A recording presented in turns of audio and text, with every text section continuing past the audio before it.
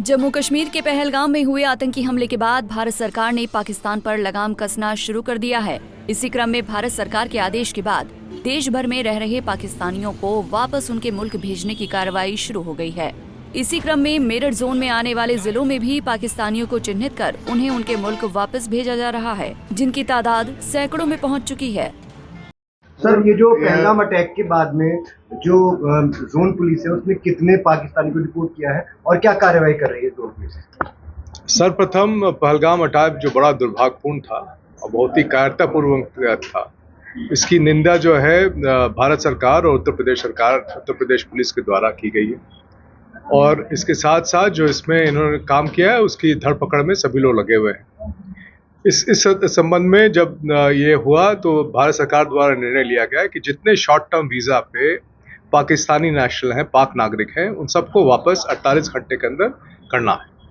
उस संबंध में पूरे उत्तर प्रदेश पुलिस में जहां भी पाक नागरिक शॉर्ट टर्म वीज़ा पे आए थे, सभी लोगों का नाम को संकलित करके, और इसमें जो है जो जनपद प्रभारी हैं वो हमारे FRRO के भी दायित्व को निर्वाह करते हैं, तो सभी लोगों के नाम को छांट के उनको वापस किया गया। अब तक पूरे मेरठ जोन में जितने पाक नागरिक जो शॉर्ट टर्म वीज़ा पे थे सबको वापस कर दिया गया है। सर, सहारनपुर में कितने किए गए हैं या आसपास कितने किए गए? कितनी संख्या रही है तब? टोटल संख्या हम आपको प्रेस विज्ञप्ति के जरिए दे देंगे।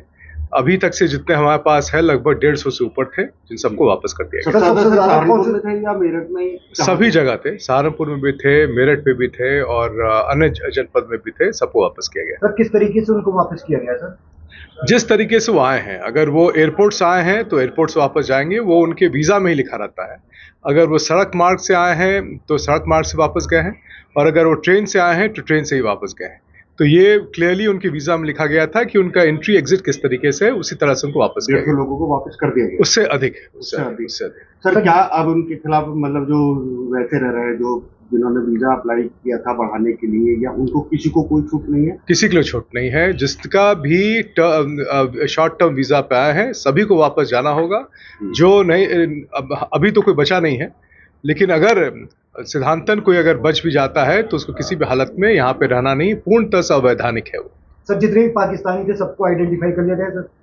जितने पाकिस्तानी हैं उसके लिए बहुत ही एक सिस्टमैटिक मेथड है, जिसके जरिए जब उनको वीज़ा दिया जाता है उसी समय से वो जो है वो मिनिस्ट्री ऑफ होम अफेयर्स और मिनिस्ट्री ऑफ एक्सटर्नल अफेयर्स के डेटा के साथ साथ जो है राज्य सरकार से भी शेयर किया जाता है, ताकि वो जैसे आते हैं तो उनका जो है वो डिटेल्स यहाँ पे लिखा जाता है और जनपदीय प्रभारी को के पास वो रिकॉर्ड रहता है।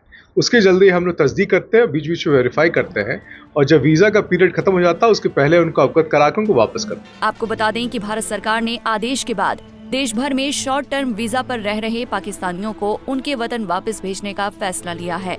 इसी क्रम में मेरठ जोन में भी 150 से ज्यादा शॉर्ट टर्म वीजा पर रह रहे पाकिस्तानियों को उनके वतन वापस भेज दिया गया है। पंजाब केसरी टीवी के लिए मेरठ से आदिल रहमान की रिपोर्ट।